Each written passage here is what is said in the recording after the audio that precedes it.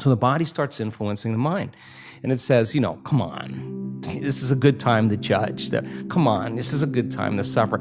It's your ex's fault. It's the government's fault. It's the weather, the news, whatever it is. And if we accept, believe, and surrender to that thought without analyzing it, it slips by and it begins to program the autonomic nervous system to make those pharmacy of chemicals. And so that's when the person makes the same choice, does the same thing, creates the same experience just for that familiar feeling. Okay, I'll complain just so I can feel suffering. Then they'd rather be unhappy than step into the unknown, to step into possibility. And the hardest part about that process, first of all, is not making the same choices you did the day before. And here's the payoff. You got to stay conscious and not go unconscious. And it turns out that 95% of the time we're unconscious. So if you're going to stay conscious, then there's an element that also requires a certain amount of awareness or energy. And you got to step outside of that unconscious state. So the thoughts that they're thinking are slipping by their awareness unnoticed because they're hardwired in their brain, because they've been saying, I can't, it's too hard, my life will never change, it's someone else's fault. Those thoughts have consequences in the body.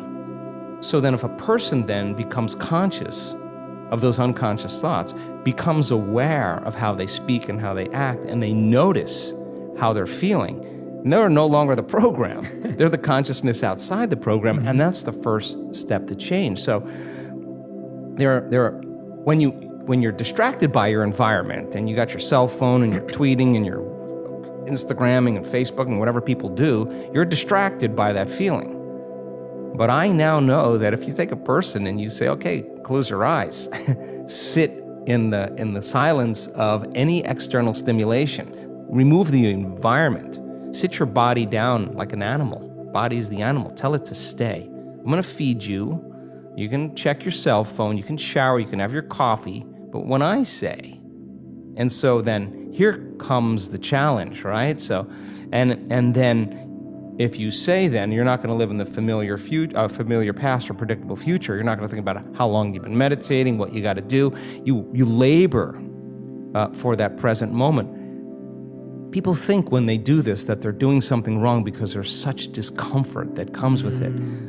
But they're in the unknown. They're actually doing it right. People say, I think I'm meditating wrong. I always say, oh, no, you're doing it right. Because when you notice that your body wants to get up and check your cell phone or have a cup of coffee, and you become aware that it's on autopilot and wants to do that, and you say, come on over here, and you return it back to the present moment, you're executing a will now that's greater than the program. And if the person wants to just get angry while they're sitting there, there's an arousal, and they notice the body is amping up and revving up, and they settle it back down. Now they're telling the body it's no longer the mind, that they're the mind. Now, we've researched this, and it's tedious in the beginning at first because David is fighting Goliath. But if you keep practicing it, just like training an animal, sooner or later the body acquiesces. Sooner or later the body is trained to a new mind, and when that happens, there's a liberation of energy. The body goes from particle to wave, from matter to energy, and there goes that emotion, literally liberated from the body as energy. So the person who has the strong emotion to some circumstance in their life and lowering the volume of that emotion, the more they lower the volume of that emotion, the more they're going to take their attention off that person and problem, and they're going to take their power back. There's going to be a break in their attention from that circumstance.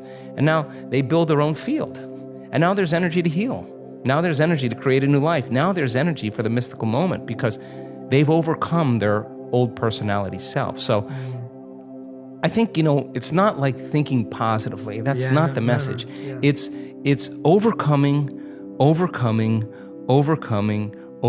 until we become somebody else. And when that occurs, and the person starts thinking differently, and they start acting differently, and they start feeling differently, they're a new personality, and they start seeing those synchronicities and serendipities. Now, crossing that river of change, the creative process now gets exciting because what thoughts do you want to fire and wire in your brain? What kind of attention and intention do you want to place so that that becomes the loudest voice in your head? And if you keep practicing it, the hardware becomes a software program, and it'll say, Jay, you can do anything. Jay, you live in no time and accomplish everything. Jay, you're unlimited. You just got to hang with it. On the other side of this is greatness. Whatever you want to program in there, you get to program in there. If you sat down and say, how am I going to be with my wife, my husband, my partner? How am I going to be with my kids? How am I going to be at work with my coworkers? How am I going to be in traffic? And you close your eyes and you begin to rehearse in your mind. If you're truly present, the brain does not know the difference between the real life experience and what you're imagining. So now the brain goes from a record of the past to a map to the future. Now you're installing the hardware. Keep practicing it. It becomes automatic. It becomes easier. Now it's a software program. You may just start behaving differently. And then if you said, well, listen, I'm not going to wait for my healing to feel gratitude. I'm not going to wait for my new relationship to feel love.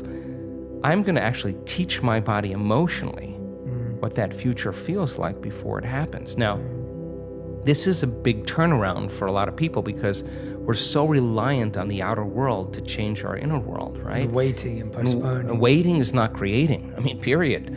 And when people they could have the greatest intentions in the world, but if they don't combine that with an elevated emotion, there's no signal, because the elevated emotion is the carrier, it's the energy that carries the thought.